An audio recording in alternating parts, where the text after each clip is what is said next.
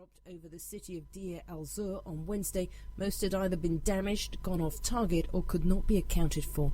Concern is growing for the welfare of 200,000 civilians trapped in a government-held area of the city, which is besieged by fighters from the so-called Islamic State.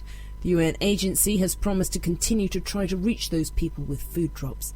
The International Monetary Fund is warning the global economy has weakened and is now vulnerable to adverse shocks amid what it calls increasing financial turbulence and falling asset prices.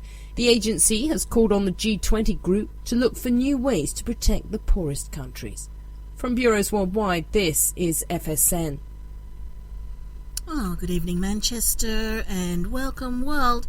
You're listening to the Willow Willis Show on Fab Radio International, and just touching on a couple of points there that happened in the news just now. A couple of things there. They're talking about bringing in a database as a result of the mass migration crises and the ever-evolving refugee crisis that we see evolving before our eyes. And can I just say, I think this was the point the whole time. Recently, actually last year, I read an article regarding crime in the UK. And a senior police figure said that one of the reasons why they can't keep criminals out of the UK and that it takes so long to get information on people who've committed crimes, and we're talking heinous crimes in the UK, is because there's no central database.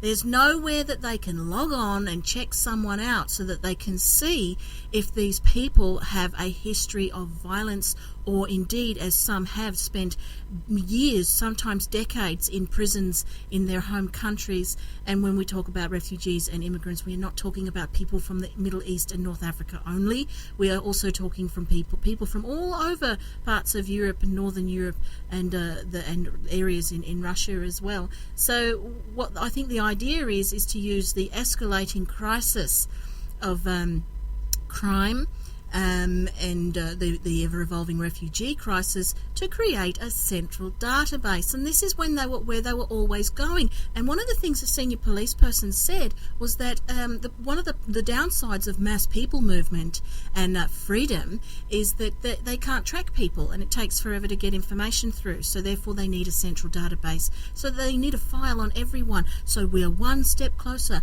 And who's to say they won't just be keeping files on criminals? They'll be keeping files on everyone. That's the whole point.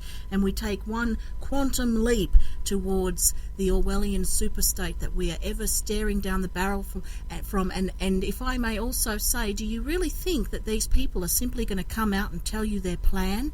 Of course they're going to have cover stories. Of course there's excuses for everything. There's excuses for cracking down. We've got to have a central database. We've got to have these tightening protocols. We've got to invade your privacy because of this. We've got to take away these human rights because of that. It's all dressed up with any number of excuses and cover stories and reasons, very clever reasons, and this is the habitual nature of the people who are trying to take over this planet. Very, very clever people they are at that, and just wish they would use their powers for good instead of evil, but then I guess they see evil as good anyway. So you're dealing with people whose minds are upside down, which is something the native people of the world found out to their detriment. So as we crack on into tonight's show, I'll continue to abuse the mainstream news and disseminate the wackier side of reality, and that's, I guess at this point in the day, that's all you'd expect out of me. My special guest tonight is a fellow called John Wickham, and he's chairman of the British UFO Research Association, BUFORA. It's one of the oldest UFO research and investigation groups in the UK, and no doubt one of the longest-running UFO organisations in the world. And he's appeared on many national and local television, radio and documentary networks. He joins us tonight from 7:20 p.m. onwards, so stay with us for that. We're very privileged to have him. Also, I've got a couple of great articles coming up for you. I've got an inspiring quote and some lively tunes, so hang out with me for the next hour, and you're listening to Willow Willis on Fab Radio International. This is Rage Against the Machine. Bulls on Parade.